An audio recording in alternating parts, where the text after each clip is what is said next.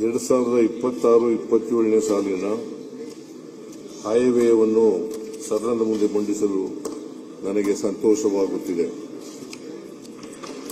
ಪ್ರಗತಿಶೀಲ ರಾಜ್ಯದ ಜನರ ತೆರಿಗೆ ಹಣಕ್ಕೆ ಪ್ರಮುಖ ಟ್ರಸ್ಟಿಯಾದ ನಾನು ಸರ್ವರ ಏಳ್ಗೆಯನ್ನು ಬಯಸಿ 17ನೇ ಆಯವ್ಯಯವನ್ನು ಮಂಡಿಸುತ್ತಿದ್ದೇನೆ.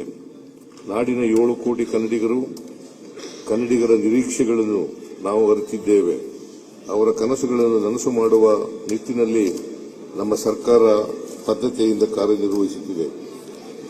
ಈ ಆಯವ್ಯಯವು ನಾಡಿನ ರೈತರ, ದಮನಿತರ, ಕಾರ್ಮಿಕರ, ಮಹಿಳೆಯರ, ಅಶಕ್ತರ, ಅಲ್ಪಸಂಖ್ಯಾತರ, ವಿದ್ಯಾರ್ಥಿ, ಯುವಜನರ, ವ್ಯಾಪಾರ ಮತ್ತು ಕೈಗಾರಿಕೋದ್ಯಮಗಳಲ್ಲಿ ತೊಡಗಿಕೊಂಡವರ ಕನಸುಗಳು ಮತ್ತು ಅವಿಶ್ವಾಸವನ್ನು ಪ್ರತಿನಿಧಿಸುವ ಜೀವಂತ ದಾಖಲೆಯಾಗಿದೆ.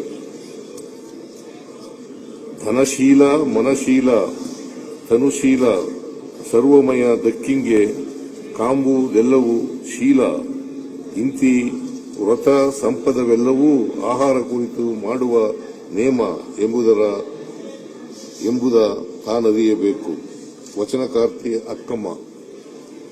ನಾವು ರೂಪಿಸುವ ಯೋಜನೆಗಳು, ವಿನಿಯೋಗಿಸುವ ಅನುದಾನಗಳು ಯಾರ ಏಳಿಗೆಯನ್ನು ಬಯಸುತ್ತವೆ, ಅವುಗಳು ಸದುದ್ದೇಶದಿಂದ ರೂಪುಗೊಂಡಿವೆಯೇ ಎಂಬುದನ್ನು ಅರಿತು ಮುನ್ನಡೆಯಬೇಕಾಗಿದೆ.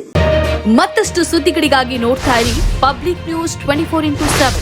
ಇದು ಸತ್ಯದ ಧ್ವನಿ.